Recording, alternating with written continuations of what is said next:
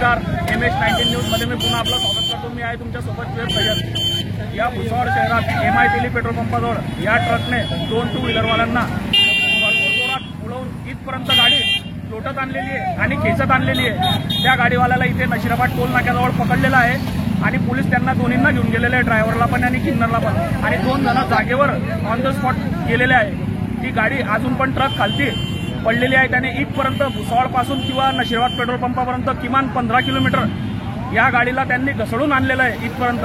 बघत राहा MH19 news. मी आहे तुमच्यासोबत सय्यद।